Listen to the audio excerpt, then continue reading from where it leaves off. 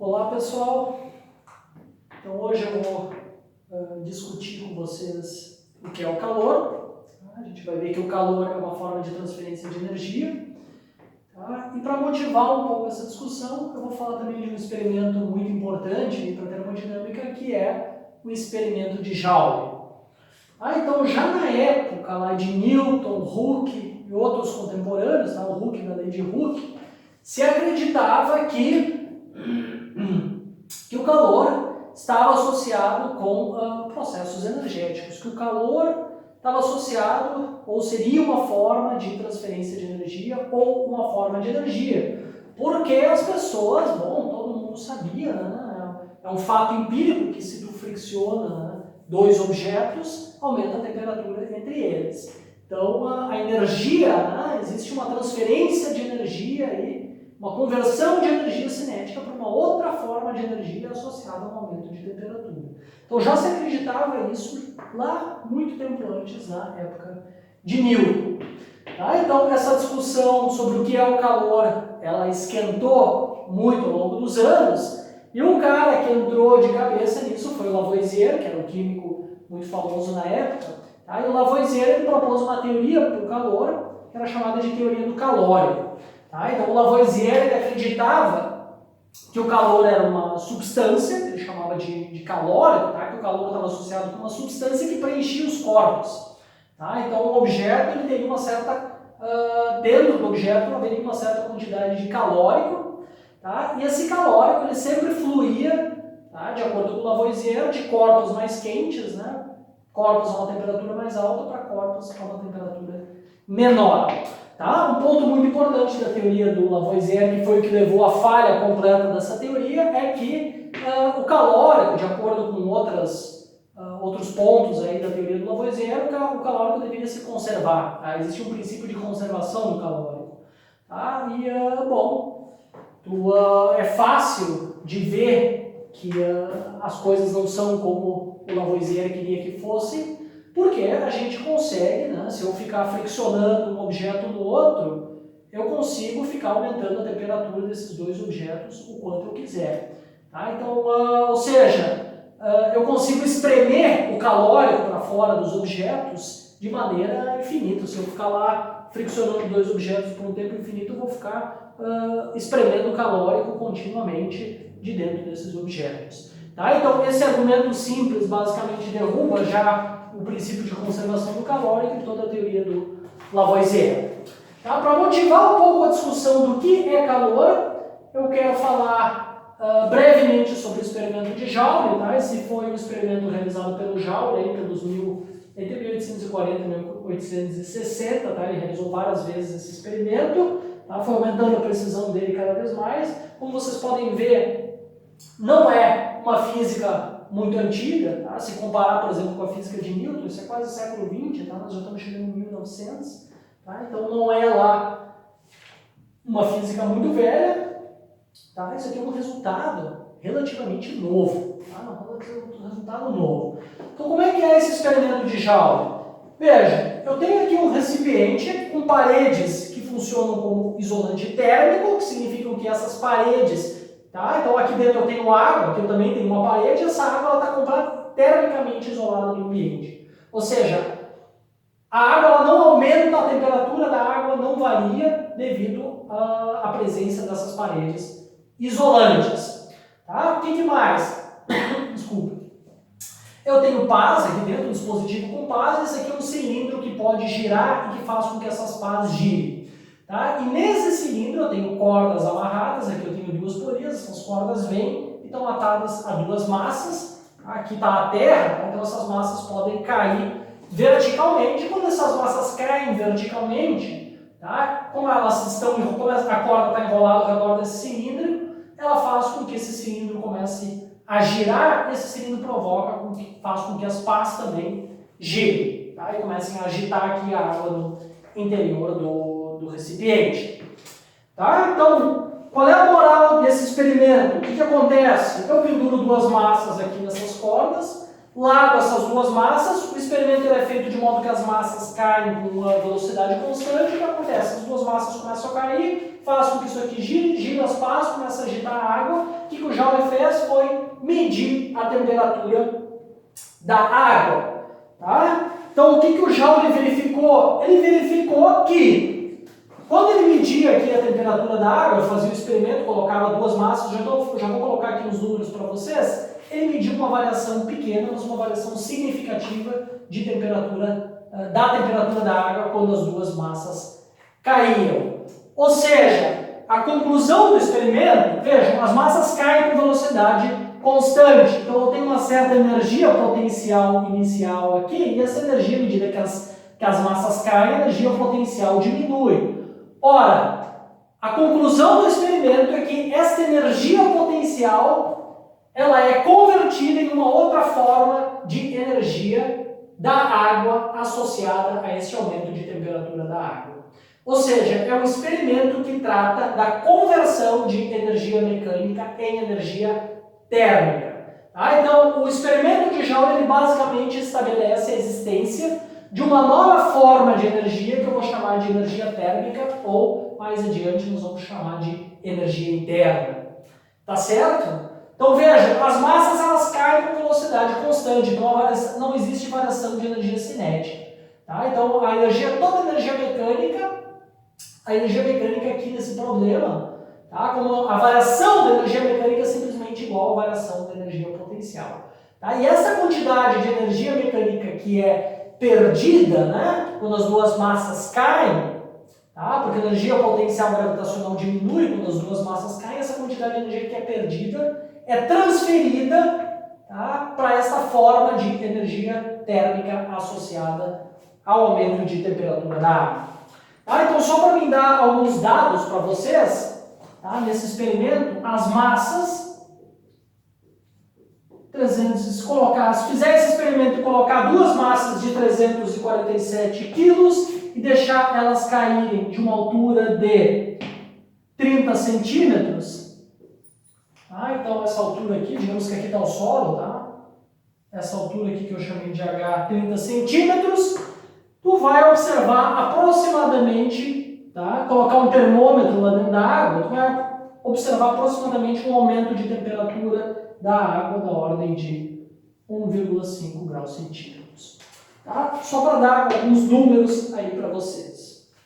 Tá claro, pessoal? Então é um experimento extremamente importante que estabelece a existência de uma energia térmica. Tá? Então existe aí uma energia associada ao aumento de temperatura de um corpo que nós podemos chamar de energia térmica ou energia interna. Tá? E o experimento de Joule ele estabelece essa conversão entre energia mecânica e energia térmica. Agora, veja, o que está acontecendo aqui? Basicamente, o trabalho da força, a Terra está realizando trabalho sobre esse sistema, tá? Então existe aí uma conversão de energia mecânica, eu estou aumentando aqui a temperatura da água, ou se vocês quiserem, a energia térmica da água realizando trabalho sobre esse sistema, quer dizer, quem está realizando trabalho é a Terra, né? Puxando as duas massas em direção à superfície da Terra. Mas eu poderia muito bem, tá? Aumentar a temperatura da água colocando ela em contato com um fogo. Poderia ligar lá o fogão e colocar o meu recipiente de água em contato com o fogo e aumentar a temperatura da água da mesma quantidade que aumentei via realização de trabalho. Tá claro? Ou seja, o trabalho é uma forma de transferência de energia para esse sistema que aumenta a energia térmica. Mas existe uma outra forma de transferência de energia que eu poderia aumentar a temperatura da água da mesma quantidade, que é o calor. Tá claro? Então, o calor ele é uma forma de transferência de energia. Tá? Calor é energia transferida. Tá? Existem diversos mecanismos de transferência de energia. Tá? Eu vou falar muito brevemente ao final dessa parte do curso, eu vou falar sobre mecanismos de transferência de energia, não é aqui muito importante para nós, mas o calor ele é assim como o trabalho, uma forma de transferência de energia entre um sistema e o ambiente, ou entre dois sistemas, seja lá o que for. Tá? Então, se por exemplo eu pego uma xícara, tá, com café quente e coloco aqui nessa sala, tá? A xícara ela tem uma temperatura maior do que a temperatura da sala, ela tem uma energia térmica também maior, e o que acontece? Ela começa a ceder energia. Tá? Ela começa a transferir energia para a sala na forma de calor. Tá? E começa a diminuir a temperatura até que ela entre em equilíbrio térmico com a sala. De modo que a temperatura da xícara de café é igual à temperatura da sala. Tá certo? Então o calor ele é uma forma de transferir energia, assim como o trabalho. Tá? Então, calor. O calor eu vou escrever aqui, porque isso aqui é extremamente importante, o calor é energia transferida entre dois corpos, ou entre o corpo e o ambiente, seja lá o que for, tá? Então a energia transferida devido a uma diferença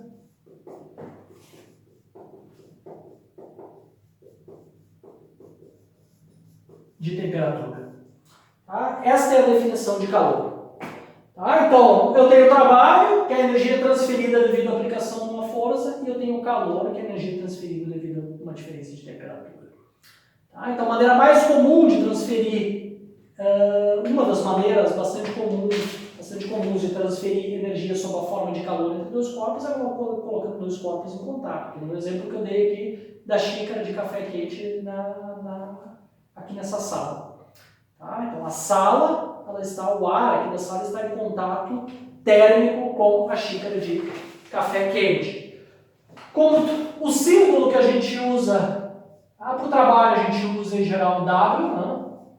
E para o calor o símbolo que a gente vai usar, e que é o símbolo padrão, é Q. Como o calor Q é energia transferida, a unidade, como vocês bem sabem, a unidade de energia no Sistema Internacional de Unidades é o Joule, em homenagem ao Joule que desenvolveu esse experimento fundamental aí da física que mostra a conversão de energia mecânica em energia térmica. Tá certo? Então, deixa eu só aqui estabelecer algumas convenções, tá, que vão ser bem importantes mais adiante. Eu vou apagar agora aqui o aparato de Joule. Deixa eu colocar aqui algumas convenções de sinal para o calor. Vão ser bastante importantes mais adiante. Tá, então vamos considerar, para exemplificar, vamos considerar uma coisa aqui, um sistema grande, tá, que eu vou chamar de ambiente. Tá? Digamos que o ambiente, pode ser essa sala aqui, está uma certa temperatura TA, temperatura do ambiente, eu vou considerar um sistema que está em contato térmico com o ambiente. Tá? Então eu tenho aqui o meu sistema, que está em contato térmico com o ambiente, eu vou chamar a temperatura do sistema de TS. Tá? Então eu vou botar aí ambiente e sistema estão em contato térmico. Ou seja, pode ocorrer transferência de energia entre o sistema e o ambiente sob a forma de calor. Tá? Então, quais são as diferentes situações possíveis aí? Tá? Então, eu tenho diferentes situações aí que podem acontecer. Pessoal, o que é o sistema? O sistema ele é um conceito muito importante na física e principalmente na termodinâmica. Tá? Na termodinâmica é extremamente importante esse conceito de sistema, mas ele é completamente arbitrário. Tá? Quem é o sistema depende do freguês, tá? É a gente que escolhe quem é o sistema. Então, se eu pegar minha xícara de café e colocar em cima de uma mesa na cozinha, eu posso tratar o ambiente como sendo aí o espaço da minha... posso tratar o ambiente como sendo a minha cozinha, a minha casa. E o meu sistema como sendo a xícara de café. Mas, por outro lado, eu posso colocar a xícara em cima da mesa e considerar o meu sistema termodinâmico como sendo a xícara mais a mesa, por exemplo. Tá certo? É completamente arbitrário quem é o sistema. Vai depender do contexto e do problema, qual é a escolha mais conveniente para quem é o sistema. Tá certo? Então, se a temperatura, se Ts é igual a TA, o que acontece nesse caso? Eu tenho equilíbrio térmico. Como a gente bem sabe da lei zero da termodinâmica, eu tenho equilíbrio térmico nessa situação. Ou seja, não existe fluxo de energia entre o sistema e o ambiente sob a forma de calor. Tá? A temperatura dos dois é igual, não existe troca energética via calor. Certo? Se Ts, se a temperatura do sistema é maior que TA, o que acontece? Sistema, vou botar assim, ó, S cede, tá? Cede energia para o ambiente. Ou seja, se a temperatura do sistema é maior que a temperatura do ambiente, o sistema começa a ceder energia para o sistema sob a forma de calor. O calor é o processo de transferência de energia. E nesse caso, qual é a convenção? O calor do sistema, tá? O calor do sistema, ele é negativo. Tá claro? Ah, porque o que acontece? Cuidado, o calor, eu não vou escrever no ambiente, né? Eu estou mais interessado no foco no sistema. Então, se a temperatura do sistema é maior que a do ambiente, o sistema cede calor para o ambiente, o calor do sistema é negativo. Porque o sistema perde energia, o sistema está perdendo energia nessa circunstância. O calor do ambiente nesse processo ele é positivo, porque o ambiente está recebendo calor do sistema. E a outra situação possível é quando Ts é menor que TA. Nesse caso, o sistema absorve calor do ambiente. E o calor do sistema é positivo. Tá claro? Tá? Então, nessa situação aqui, diminui. Tá? À medida que o sistema vai cedendo energia, vai diminuindo a energia térmica do sistema. Nessa situação aqui, tá? À medida que o sistema vai absorvendo energia via calor, vai aumentando a energia interna do sistema. Tá certo? Então é muito importante entender que trabalho e calor são dois processos de transferência de energia. Tá? A gente usa muitas vezes, eu estou com calor, ou tá muito quente, ou eu estou com calor. A gente não tem calor, tá? É uma maneira, não vai dizer, né? Eu estou com uma energia interna alta. Tá? Na verdade, fisicamente é isso que talvez que deveria ser dito. Tá? Mas uma pessoa não tem calor. O calor é energia transferida, é um processo de transferência de energia. Esse é um uso coloquial, cotidiano da palavra calor. Tá? Bom, vocês já podem antecipar que nós vamos ter que colocar o calor no princípio de conservação de energia. Tá? A gente viu o princípio de conservação de energia na mecânica, né, que incluía uma única forma de transferência de energia, que era o trabalho. A gente está vendo aqui uma segunda forma de transferência de energia, que vem da diferença de temperatura entre os corpos, que é o calor. Tá? Ele vai ter que ser incorporado no princípio de conservação de energia. Tá certo? Só para encerrar, tá? Uma unidade muito comum que se usava antes do experimento de Joule, mais ou menos naquela época, era a caloria, né? Então, tem uma unidade de calor que é muito...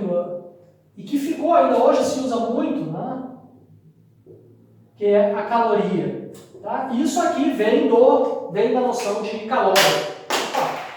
Tá? Isso aqui essa nomenclatura vem ainda da época do Lavoisier, quando muitas pessoas acreditavam na teoria do calórico.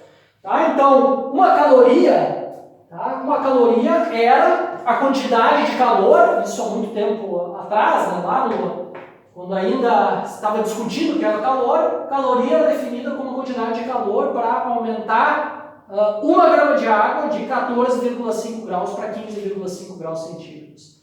Tá certo? Essa era a definição de caloria. Tá? Então, o que o Joule fez, uma das coisas que o Joule fez foi estabelecer a taxa de conversão, tá, entre uma caloria, então está muito bem definida o que é uma caloria. Né? O que o Joule fez foi dizer, olha, eu vou reproduzir os experimentos de modo a recriar essas condições, tá? Vou pegar lá a quantidade de água certa, aumentar ela de 14,5 para 15,5 graus e vou ver quanta energia mecânica eu preciso fazer isso. Ou seja, o Joule estabeleceu um câmbio, tá, entre uma caloria e quantos joules eu preciso, ou seja, estabeleceu a taxa de conversão de unidades entre uma caloria e quantos joules, a taxa de câmbio, né, se vocês quiserem. Tá? Então, uma caloria é igual a 4, uma caloria igual a 4, só para colocar aqui os números direitos para vocês, 4,1868 joules. Tá? Então, esse é um resultado muito importante do Joule, tá? Que foi estabelecer aí a taxa de conversão de unidades entre o que era definido como sendo uma caloria e a energia necessária para aumentar 1 grama de água de basicamente 1 grau, né? Entre 14,5 e 15,5 graus. Tá? Então, precisa de 4,1868 joules para aumentar 1 grama de água de 1 grau. Tá? Então, esse é um resultado bem importante que finalmente estabelece, né, estabelece que o calor, a unidade de calor, é a mesma que a unidade de energia, ou seja, Joule. Tá? Então, na próxima aula, eu vou falar de absorção de calor por sólidos e líquidos, tá? E assim nós vamos prosseguindo, tá? Dando continuidade ao nosso curso, até chegar na primeira lei da termodinâmica, que será muito em breve. Até lá!